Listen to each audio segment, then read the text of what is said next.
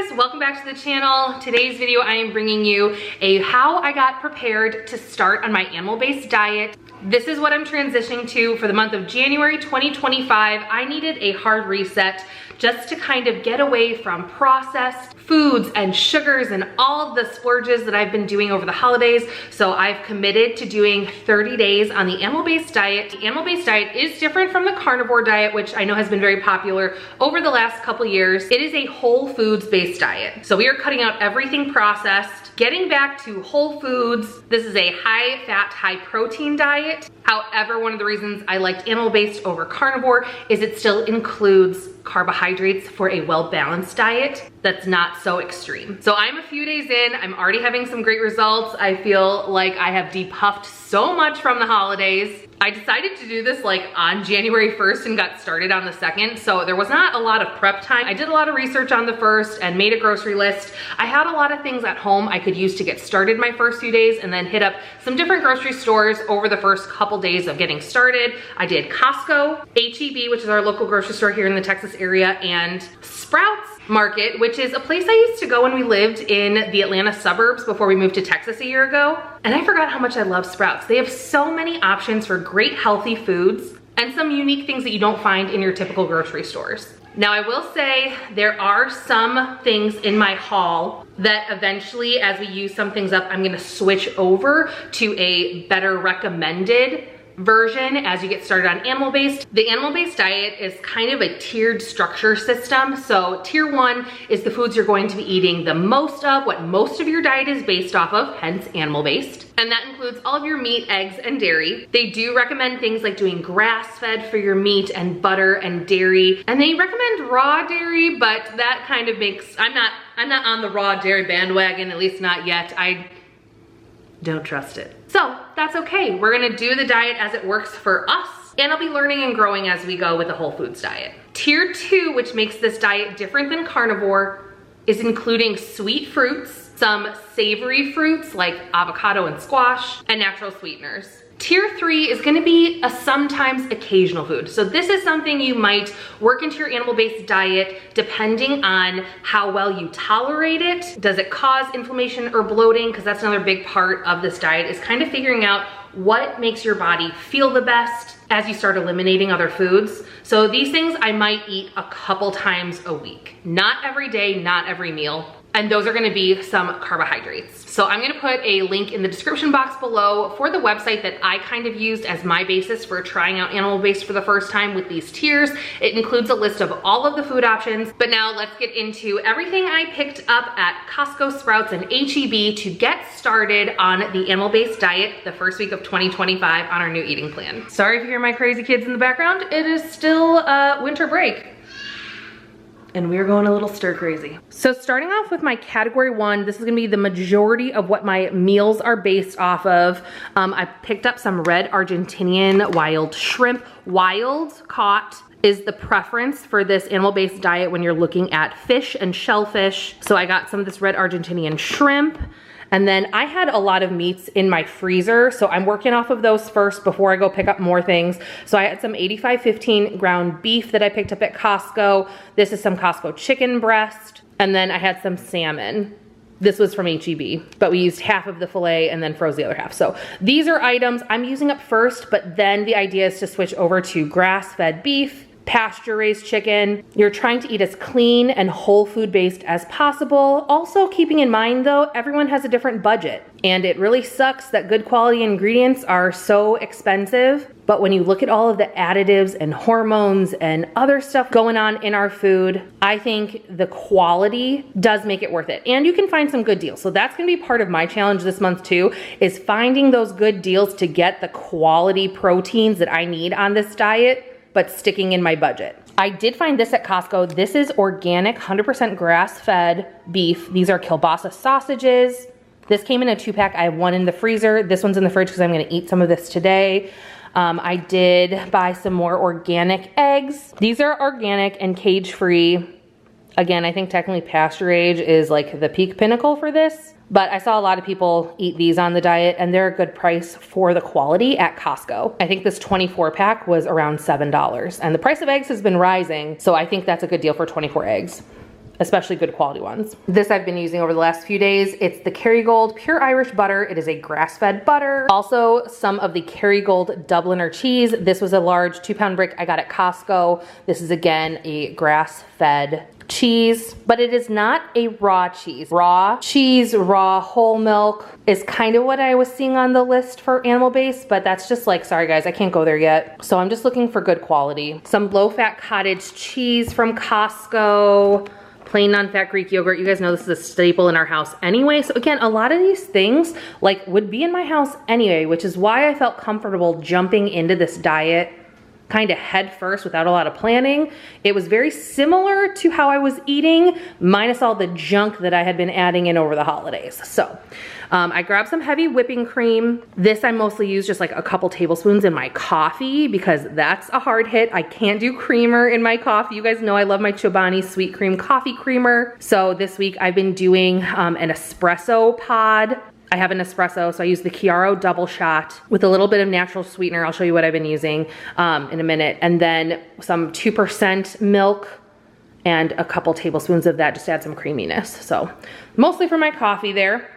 Bone broth. I heard some people like to drink this while following animal-based. You can also make some very simple, basic soup style meal with it by incorporating, you know, the meat, the broth, some of the veggies I'll show you in a second, just to mix it up if you want something different. Then this is very much like a piece of meat, some eggs and fruit on the side kind of meals. Not a lot of like casseroles, soups, one pot dishes, very different from that. We're going simple this month. But you can also just drink this and it's supposed to be really satisfying. When it's cold outside, you just want a warm drink. I really quickly mentioned 2% milk because that's just what I had on hand in the house. That's what my kids drink.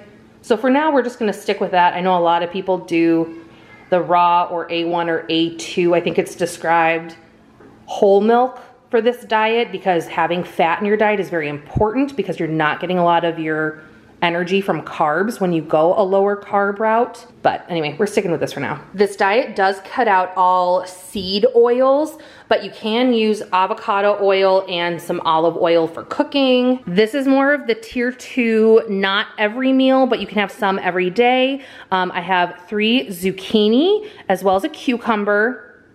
These are considered the vegetables, but honestly, they're like a savory fruit because these are technically in the fruit family.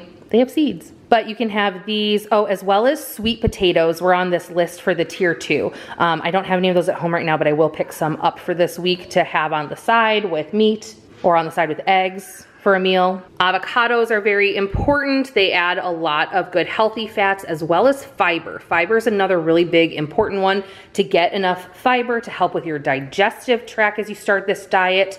So these are gonna help with my fiber as well as berries. I have strawberries, raspberries, a couple of apples. So those are every day to help keep my fiber up, but just in moderation. I also have some organic dates. These are a great little hack to have as a treat at night. And then approved sweeteners, some organic maple syrup, pure maple syrup, and some raw unfiltered honey. I get both of those at Costco and they're regular staples in our house, so I already had them. But I've been using maple syrup for my coffee, and then the honey sometimes I drizzle with the avocado just to kind of mix up the flavor profile there. Here are some of those tier 3 on occasion picks that I have right now. I just baked 2 fresh loaves of sourdough bread this morning. This is homemade sourdough. You can buy sourdough, just check the ingredients that it doesn't have added sugar in it. That's my starter that I bake my sourdough from. I have a whole sourdough playlist. I've gotten really into baking sourdough, not just for fun in the last year, but I've really started to incorporate it as the only kind of bread products I have in the house.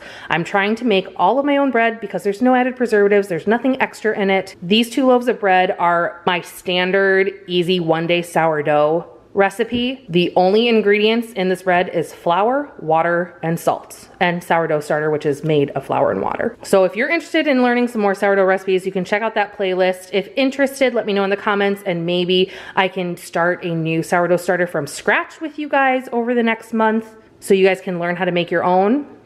Let me know in the comments if you're interested in that. But this is just a plain rustic loaf. I did like a 1.5 recipe thing when I made the dough for both of these and then just split it in half. So I have a small loaf here, and this one is my standard recipe, but I just baked it in a glass bread dish, which is how I got that shape. but it's just a basic white sourdough loaf. I like to mix it up and bake one of these in that dish so it's the shape of regular sandwich bread. So like my kids for peanut butter jellies or for avocado toast, which maybe I will have as one of my occasional meals because it's gonna be the sourdough, it's avocado, honey, I can use eggs with it, and all of that fits into my animal-based diet plan. I also picked up some of these packages of the organic jasmine rice. This was a box I found at Costco. They pop right in the microwave, which is nice. But white rice specifically is included on the occasional list. Pickled items are on the occasional list. I mean, technically these are cucumbers, which are on our second tier, but adding like the pickling brine. This is a sugar-free pickling brine though that the Grillos is in. These are definitely our favorite pickles. We always pick these up at Costco. They're so good. They just add a nice brightness and freshness to when I'm having like ground beef and rice and cheese, like a burger bowl. But the acidity in here kind of like lifts it up and changes things up when you're getting sick of meat. And surprisingly, dark chocolate, like a good quality. This is like the Lindt 70% cocoa dark chocolate. You can have this sparingly on occasion when you're really craving something sweet. This fits into the plan. I love to break off a square of this, chop it into like little chocolate chip sized pieces and stuff the little pieces inside raspberries for chocolate stuffed raspberries. So good, helps with that sweet craving, especially as you're transitioning onto a diet where you maybe have been having a lot of sweets. It still gets you through that little evening sweet snack, but keeps me on plan. This is also really good stuffed into the dates. And finally, this isn't really like a separate category, but something I've noticed the first couple days being on this diet is how important it is to stay hydrated. And a key part of that is finding a way to get yourself hydrated with electrolytes. The first 2 days I was chugging water like it was my job because I felt really thirsty. And sometimes you can drink and drink and drink water and it just is going through you if you don't have enough salt and electrolytes to balance out. So I picked up some coconut water from Sprouts. This is some good quality salt. You want good quality salt when you're salting like your meat and food. That's gonna help hang on to water and hydration in your body while you're cooking. And then these I picked up for drinking. These are some Ultima Hydration electrolyte packets. I got these at Sprouts. They sell them by individual sticks as well as containers. I've never used them before, so I grabbed a few of the sticks. These are single serve pouches. So I could try out a few flavors, and then once I find some I like, I'll go back and buy more. So hopefully one of these a day in a mixture of water and coconut water. Also, it's a fun little drink to mix it up when you get sick of drinking plain water. I'm not drinking soda anymore. No regular or diet soda, juices, all that stuff is out for me. So this helps to mix up my beverages and adds in important electrolytes to keep me hydrated. So one of the important things is making sure you have a good electrolyte brand. This Ultima is pretty good. It's one I could find available in store by me. And a big difference I find to this versus like liquid IV and stuff, you wanna make sure you have a balance of multiple kinds of electrolytes. These have magnesium and potassium in them. They're 6 essential electrolytes. Some of the other ones have mostly just salt, which isn't truly gonna get your body hydrated well. You need those other vitamins and minerals to grab onto the water because you're not getting as much from your food without carbohydrates. Carbohydrates kind of grab onto the water in your body and help slowly hydrate you. When you're not eating a lot of carbohydrates, sometimes that water can go right through you. So these help to really hydrate your body. Adding the electrolyte mixes made a huge difference for me in the last couple days. The first 3 days I was on this plan, I had the worst raging headache on and off all day. And it's because I was dehydrated, even though I was drinking tons and tons of water. But I am on day 4 now and I'm feeling really good. That is what I bought to get myself started following the animal-based diet. AB30 is the challenge that I'm doing. I'm gonna be sharing lots of content with the kinds of meals I'm making and how my progress is going. So make sure you hit that red subscribe button. Please hit the like button if you enjoyed today's video. Thanks so much for watching, and until next time, bye.